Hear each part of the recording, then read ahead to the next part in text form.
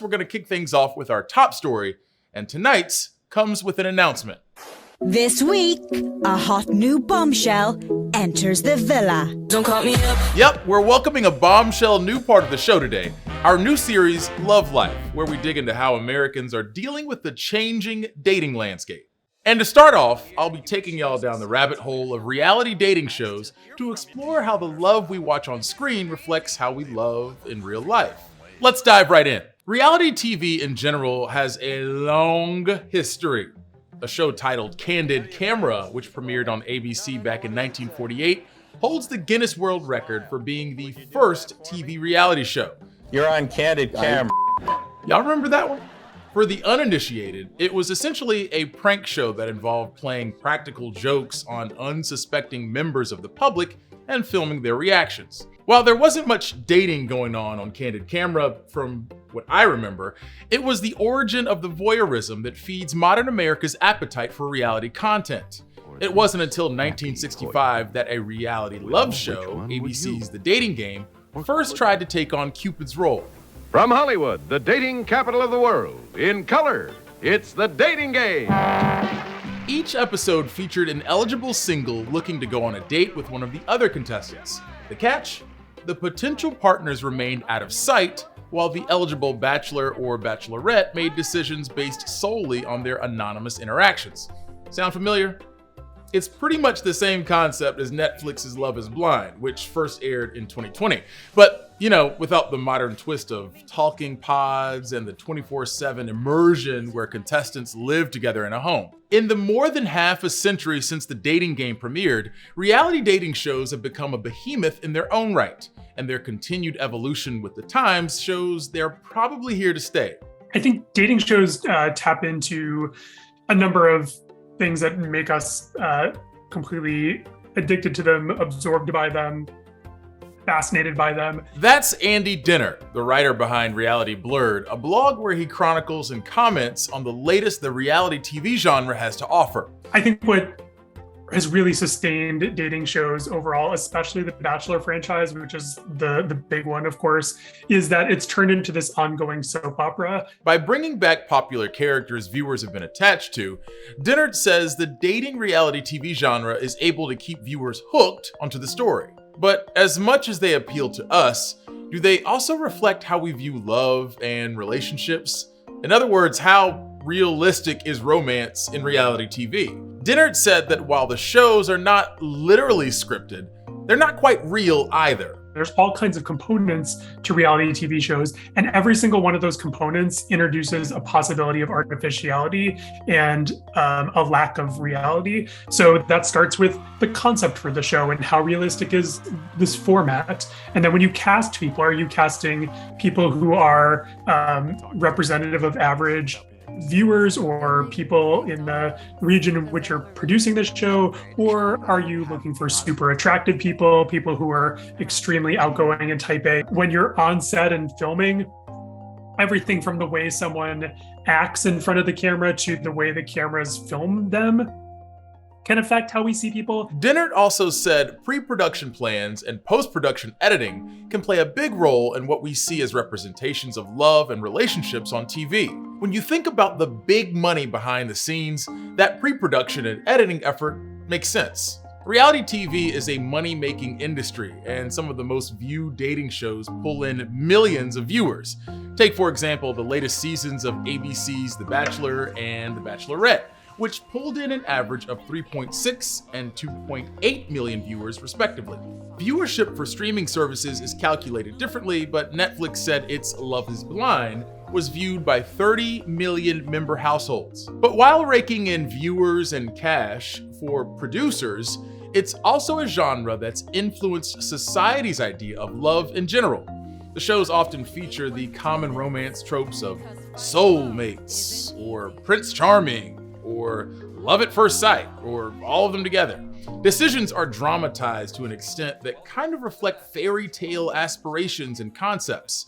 And while all those ideas might not be inherently bad, just borderline unrealistic, the problem is that reality dating shows also promote problematic behavior and concepts. Social research suggests a link between viewing reality TV and gender stereotyping. Watching reality TV, as it turns out, has been associated with a strong adherence to a traditional masculine ideology and a greater endorsement of gendered and heterosexual roles for women. Studies have also found evidence that sexually oriented reality TV, as many reality dating shows can be, is one factor in young people's willingness to engage in casual sex, along with the internet, social media, and their peers. Now, that doesn't have to be a bad thing when it's ethical and safe and consensual, but these studies also note that sexual activity is seen differently for women and men.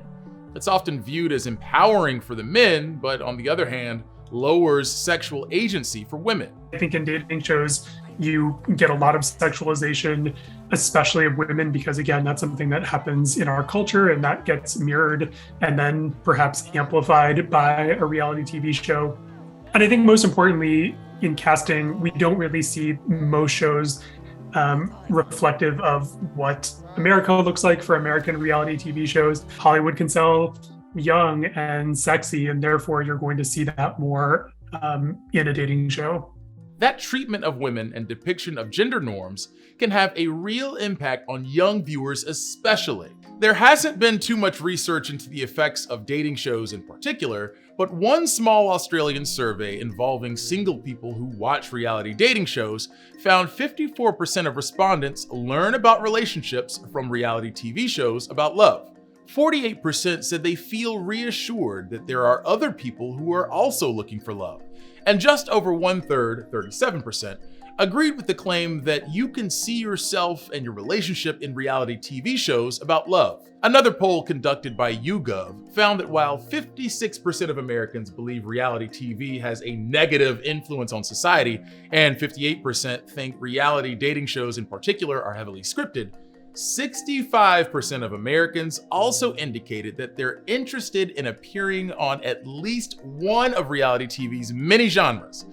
Now, I'm no relationship expert, but I'd say the percentage of people who are like, this is harmful, and the I still want to do this camp is a toxic love-hate chemistry we've got going on with reality content. And that just brings us back to the point made earlier about how reality dating shows, which make up a good chunk of the reality TV genre, are probably not going off the air anytime soon. But as Newsy entertainment correspondent Casey Mendoza found, some of them are now evolving to become more inclusive and perhaps even more realistic in terms of what modern love really looks like. These shows aren't focused on simply throwing people into unrealistic atmospheres, like isolated islands or secluded pods. They're highlighting the realities of dating and love for different people across different demographics and cultures. Are you looking for love? I don't want to be alone. I want to find someone. Modern dating, it's not working. Not for me. I will talk to you never. From the fantasy of NBC's The Courtship, the drama of Netflix's Love is Blind, and the continued popularity of ABC's The Bachelor, Bachelorette, and Bachelor in Paradise series, we're in the middle of a reality dating show renaissance. But as many shows add to the genre with elaborate setups, gimmicks, and even costumes, others are attempting to focus the reality TV lens on some communities' actual dating realities. I don't do a magical wish with a wand.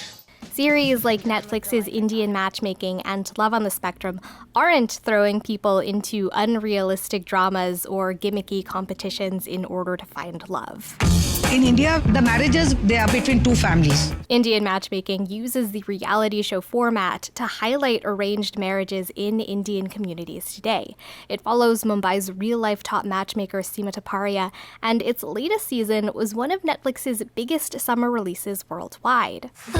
You could imagine I have to kiss many frogs to find the right guy. Love on the Spectrum, which came out in the US in May, was another one of Netflix's top reality hits, and the series highlights the dating lives of young adults on the autism spectrum. Both shows have been described by viewers as authentic and non-judgmental. Some critics described Indian matchmaking as pushing back against the Western preconceptions of arranged marriages, while much of the praise surrounding Love on the Spectrum focused on its kindness and uplifting honesty about the autism spectrum.